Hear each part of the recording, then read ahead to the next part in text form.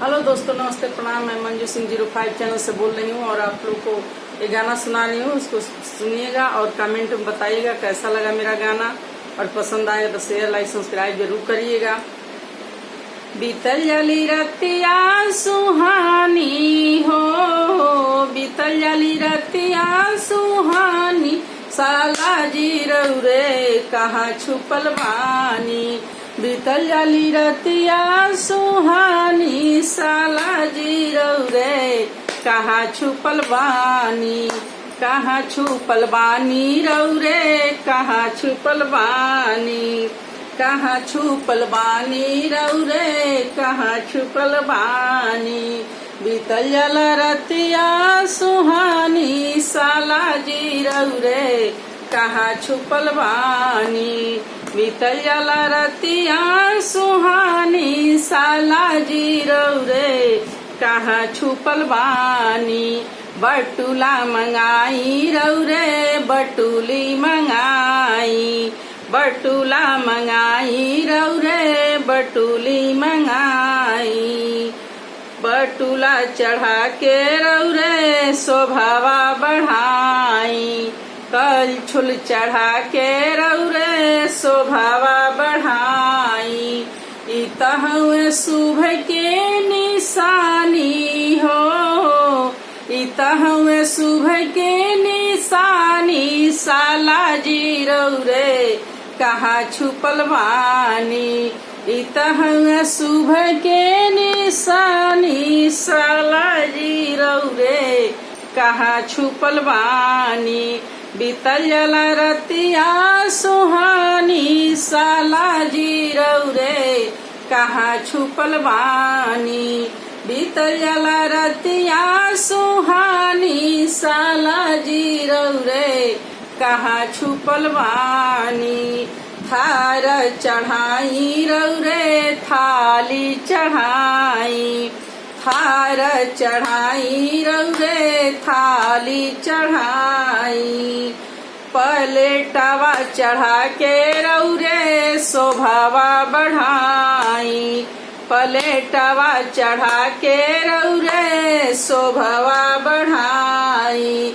इतहम शुभ के निशानी हो, इतहम शुभ के निशानी, साला जी रे कहाँ छुपल बानी। इतहम शुभ के निशानी, साला जी रे कहाँ छुपल बानी। बीतल जाली रतिया सुहानी, साला जी रे कहाँ छुपल बानी। बीतल जाली रतिया सुहानी, साला जी रे कहाँ छुपल बानी। पैंट चढ़ाई रे शर्ट चढ़ाई, पैंट चढ़ाई रे शर्ट चढ़ाई। टैया चढ़ा के रे शोभावा बढ़ाई, टैया चढ़ा के रे शोभावा बढ़ाई। इतहुए शुभ के निशानी हो, इतहुए शुभ के निशानी, साला जी रे कहाँ छुपल बानी। इतहुए शुभ के निशानी, साला जी रे कहाँ छुपल बानी, कहाँ छुपल बानी रे कहाँ छुपल बानी। बीतल जाली रतिया सुहानी, साला जी रे कहाँ छुपल बानी। बीतल जाली रतिया सुहानी, साला जी रे कहाँ छुपल बानी। फ्रीज चढ़ाई रे एसी चढ़ाई, फ्रीज चढ़ाई रे एसी चढ़ाई। वाशिंग चढ़ा के रे शोभावा बढ़ाई, वाशिंग चढ़ा के रे शोभावा बढ़ाई। वाशिंग हमें शुभ के निशानी, निशानी साला जी रे कहा छुपल बानी। सिंह में शुभ के निशानी साला जी रे कहा छुपल बानी।